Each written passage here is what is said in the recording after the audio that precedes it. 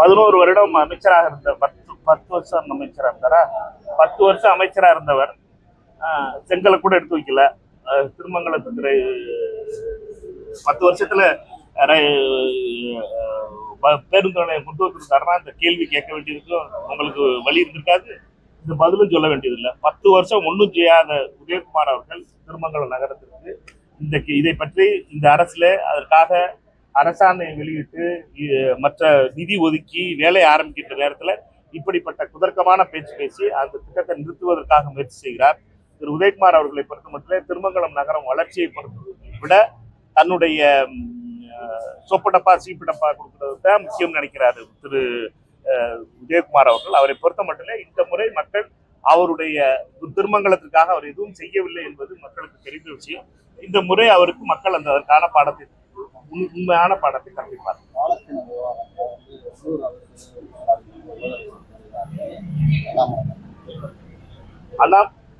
அண்ணாமலை அவர்களை பொறுத்த மட்டும் உள்ளூர் அரசியல் ஊசல் ஆடுது, நமக்கு வேலை இல்லாம இருக்கோம், நம்மளுக்கு வேலை இல்லாம கொடுக்காம நயனார் நாயந்தருக்கு வேலை கொடுத்தாங்க, நம்மளுக்கு வேலை கொடுக்குறோம்னு சொல்லிட்டு அல்வா கொடுத்து இவ்வளவு நாளா சும்மா சுத்த விடுறாங்க, டெல்லியில வேலை இருக்குன்னு சொன்னாங்க அதுவும் கொடுக்கல, ராஜ்யசபா கொடுக்க போறோம்னு சொன்னாங்க அதுவும் கொடுக்கல, அதனால நம்ம வேலை இல்லாத பட்டாதாரியா பசுங்கிற வேதனையில அவர் பேசிட்டு இருக்காரு.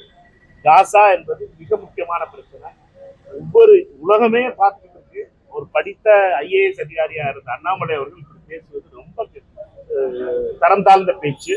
காசா என்பதில் ஏறக்குறைய பல லட்சம் மக்களை கொண்டு குவித்துக் கொண்டிருக்கின்ற ஒரு மிகப்பெரிய போர் நடந்து கொண்டிருக்கிறது. அதை நிறுத்துவதற்காக அனைத்து அரசுகளும் ஒன்று சேர்ந்து ட்ரம்ப் உட்பட அனைத்து அரசுகளும் ஒன்று சேர்ந்து அதற்கான முயற்சி எடுத்துட்டு வரும்போது அண்ணாமலை பேசுற பேச்சு அவர் வேலை இல்லாமல் இருக்கிறதுனால வேலையில்லா பட்டதாரியா பேசிட்டு இருக்காருங்கிறது மட்டும் நம்பி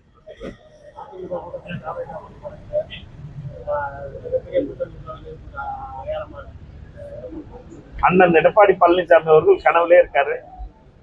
கொடியை பார்த்து இந்த கட்சியினுடைய நிலைமை என்ன ஆகி போச்சு பாருங்க. ஒரு அதிமுக ஆட்சி, இந்த கட்சி அதிமுக கட்சியா இருந்து அமித்ஷா அதிமுகவானதனுடைய விளைவா கொடியை பார்த்து எங்கேயோ ஒரு 2 கொடியை பார்த்த உடனே பார்த்தீங்கன்னா அந்த கொடியை பார்த்த உடனே கூட்டணி வரப்போகுதுங்கிற நிலைமை ஆகி போச்சு.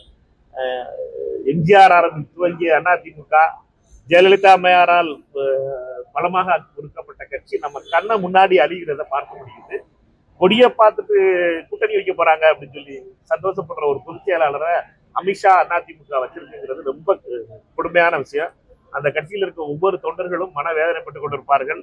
வெறும் சின்னத்தை மட்டும், ரெட்டாலை சின்னத்தை மட்டும் அமித்ஷா கொடுத்து வச்சுட்டு பண்ற அட்டூழியம் அளவுக்கு அதிகமாக இருக்கிறது. அதுவும் குறிப்பாக அதிமுக, அமித்ஷா அதிமுக இப்பொழுது அழிவின் விளிம்பில் இருக்கிறது. இந்த தேர்தல் தான் அவருடைய கடைசி தேர்தலா இருக்குது.